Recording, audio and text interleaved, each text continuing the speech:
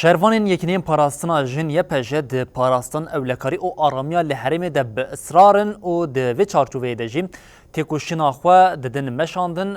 YPJ bi operasyoneke taybet xelkê herêmê ji metirsiyeke dinya mezin xelas kir. YPJ li bajarê Reqqayê bi operasyonekê çar Daişîn ku şaneyekê bûn bêbandor kirin girtin û li ser van çeteyên Daişê jî gelekî belge ketin destê şervanên YPJ di belgeyan de jî dihata xuya kirin ku êdî çeteyên Daişê ji bo pêkanîna êrişeke metirsîzar li nava bajarê Reqqayê planên xwe yên berfireh pêk anîbûn YPJ careke din eşkere kirin.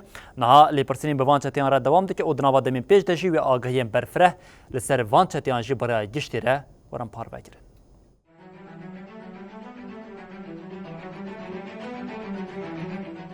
Yekînên parastina jin YPJ plana êrişekê din a çetên Daişê li ser herêmê têk bir.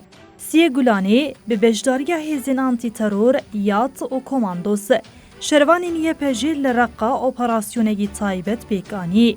Navendara gihandinê ya YPJ têkildariya operasyonê da xuyanekî nivîskî weşand.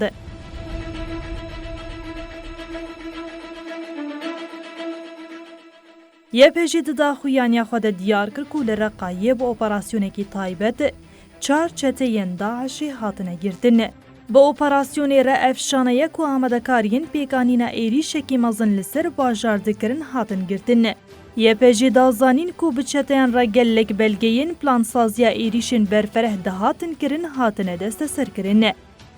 Navendara gihandinê ya YPJ diyar kir ku piştî lêpirsîna bi çeteyan re bidayîbû ew ê agahiyên hîn berferehtir li ser nasnameya çeteyan parve bikin.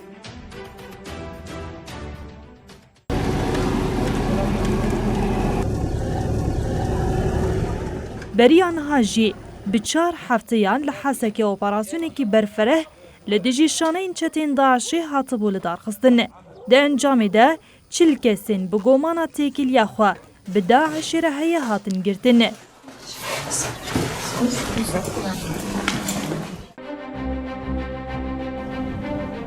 Hêzên Sûriya Demokratîk Qesedê wê demê jî teqez kir ku ew ê li pey bermahiyên şanegên mayîyên Daişê bin û çi kesê ku hewl bide ewlehî û aştiya sivîl têk bibe wê cesa bikin.